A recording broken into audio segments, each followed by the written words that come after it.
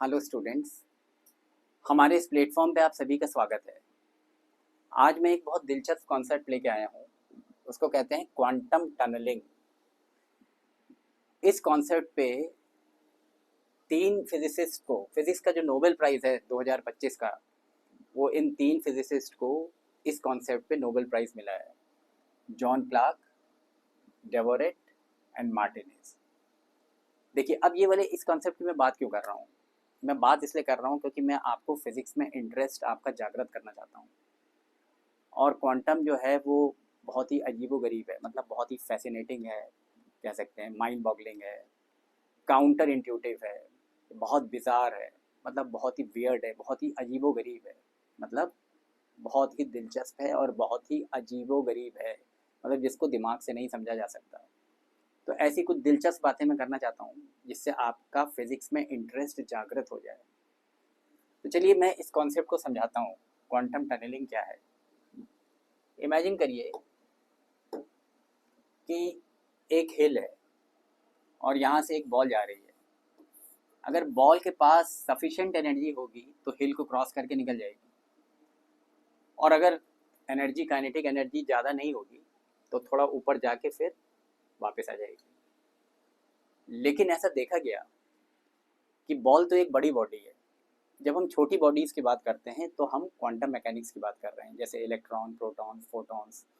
वहाँ पे जो है दूसरे लॉज लगते हैं, क्लासिकल लॉज नहीं लगते, क्वांटम लॉज लगते हैं।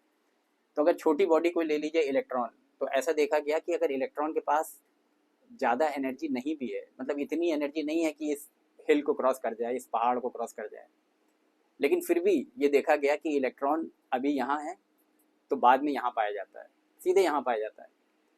तो ये चीज़ जो है बहुत माइंड बॉगलिंग है। सफिशिएंट एनर्जी नहीं है फिर भी वो पहाड़ को पार कर गया। लेकिन ऐसा भी नहीं कह सकते कि पहाड़ से के अंदर से होता हुआ गया, क्योंकि उसकी ट्रेजेक्टरी क्या है, कैसे जा रहा है, ये अनसर्टेनिटी है। तो क्वांटम में इस तरह की बात नहीं करते। क्वांटम में हम लोग जो बात करते हैं वो प्रोबेबिलिटी की करते हैं। तो डी ब्रॉगली एक साइंटिस्ट थे, उन्होंने एक बहुत कमाल की रेडिकल बात करी थी। उन्होंने ये कहा था कि मैटर जो है, मैटर का हर पार्टिकल का जो नेचर है वो डुअल नेचर है। तो जैसे छोटे पार्टिकल्स को देखो, इलेक्ट्रॉन को, प्रोटॉन्स को और एटम्स को देखो। तो जैसे एक इलेक्ट्रॉन को देखो तो एक इलेक्ट्रॉन पार्टिकल भी है और वेव भी है। अब वेव में ऐसा नहीं है कि ये इलेक्ट्रॉन ये वेव बन गया। इसको मैं बता देता हूँ क्या है। ये प्रोबेबिलिटी वेव है, इसको कहते हैं वेव फंक्शन। इसमें ये जो हाइट होती है ये इलेक्ट्रॉन के पाए जाने की प्रोबेबिलिटी होती है। मतलब यहाँ पे इस रीजन में ये हाइट बहुत ज़्यादा है, तो इस रीजन में इलेक्ट्रॉन के पाए जाने की प्रोबेबिलिटी बहुत ज़्यादा है। मतलब क्योंकि आप पहाड़ की चोटी पे हो, क्रेस्ट पे हो, और बिल्कुल नीचे चले जाओ, वैली में चले जाओ, तो यहाँ पे पाए जाने की प्रोबेबिलिटी बहुत कम है। यहाँ पे देखो ये हाइट कम हो गई तो इस रीजन में पाए जाने की प्रोबेबिलिटी थोड़ा कम है। यहाँ पे ये हाइट और कम हो गई तो यहाँ पे पाए जाने की, इलेक्ट्रॉन के पाए जाने की प्रोबेबिलिटी बहुत कम है। तो इलेक्ट्रॉन कहाँ है ये किसी को पता नहीं, लेकिन उसके पाए जाने की क्वांटम मैकेनिक्स में, मतलब जब हम सूक्ष्म जगत की बात करते हैं तो हम प्रोबेबिलिटी की बात करते हैं कि यहाँ पाए जाने की प्रोबेबिलिटी ज़्यादा है, यहाँ पाए जाने की प्रोबेबिलिटी कम है। तो इस प्रकार का ये, इस प्रकार की वेव भी है इलेक्ट्रॉन, मतलब it's a probability wave, it's a mathematical construct, mathematical function.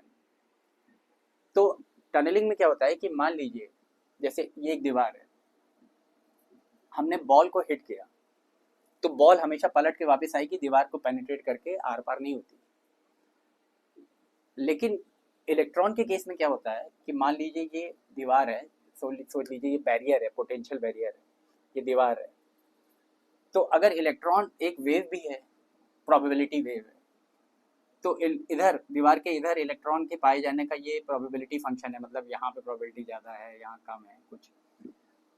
तो लेकिन दीवार के उस पार भी ये वेव फंक्शन कुछ ना कुछ हाइट है इसकी, मतलब प्रोबेबिलिटी जीरो नहीं है। मतलब दीवार के उस पार भी इलेक्ट्रॉन के होने की प्रोबेबिलिटी है। भले ही इलेक्ट्रॉन के पास सफिशिएंट एनर्जी नहीं है कि वो दीवार को भेद के उधर चला जाएगा, लेकिन फिर भी इलेक्ट्रॉन के दीवार के उस पार पाए जाने की भी कुछ प्रोबेबिलिटी है। इट इज़ नॉन जीरो, मतलब जीरो नहीं है। तो इसलिए इलेक्ट्रॉन दीवार के उस पार भी पाया जा सकता है। इसको कहते हैं टनलिंग, मतलब इलेक्ट्रॉन हैज टनल्ड थ्रू। मतलब ऐसा नहीं कि इसके थ्रू जा रहा है, ऐसा भी नहीं है, इसके बारे में बाद में चर्चा करेंगे, लेकिन यहाँ भी है। और फिर बाद में यहाँ भी हो सकता है, यहाँ भी पाए जाने की प्रोबेबिलिटी हो सकती है। तो ये एक माइंड बॉगलिंग चीज़ है, आश्चर्य करने वाली चीज़ है। अगर टनलिंग ना होती तो दुनिया भी नहीं होती, क्योंकि देखिए सन की जो कोर है, सन के कोर के अंदर क्या हो रहा है कि प्रोटॉन्स का फ्यूजन हो रहा है, और प्रोटॉन्स एक दूसरे को रिपेल कर रहे हैं, तो कभी मतलब क्योंकि दोनों के पास पॉजिटिव चार्ज है तो एक दूसरे को रिपेल कर रहे हैं, तो कभी फ्यूज नहीं कर सकते, रिपेल कर जाएंगे। लेकिन क्या होता है कि टनलिंग की वजह से वो उस एनर्जी बैरियर को क्रॉस करके टनल कर जाते हैं, फ्यूज कर जाते हैं, और वहाँ से फ्यूजन की वजह से सन से हीट निकलती है, एनर्जी निकलती है, उस हीट से हमारा इकोसिस्टम, हमारी लाइफ अर्थ पे सर्वाइव कर रही है, नहीं तो अर्थ पे लाइफ सस्टेन नहीं हो पाती, हम लोग जिंदा नहीं होते। तो अभी जो 3 साइंटिस्ट को जो नोबेल प्राइज मिला है वो टनलिंग पे, मैक्रोस्कोपिक टनलिंग पे मिला है। मैक्रोस्कोपिक मतलब एक दो पार्टिकल टनल थ्रू कर गए तो वो तो माइक्रोस्कोपिक हो गया, बहुत सारे पार्टिकल्स अगर टनल थ्रू कर गए तो मैक्रोस्कोपिक हो गया। तो उन्होंने शो किया कि इस तरह की मैक्रोस्कोपिक टनलिंग भी हो सकती है, और फिर उन्होंने एक चिप बना ली, उस चिप को आप हाथ में पकड़ सकते हो, रख सकते हो, और उस चिप के आधार पे जो है इस टनलिंग के कॉन्सेप्ट के आधार पे क्वांटम कंप्यूटिंग हो सकती है, और हमारे जो लैपटॉप्स हैं या सेल फोन्स हैं या कंप्यूटर्स हैं उनकी प्रोसेसिंग स्पीड कई गुना बढ़ सकती है।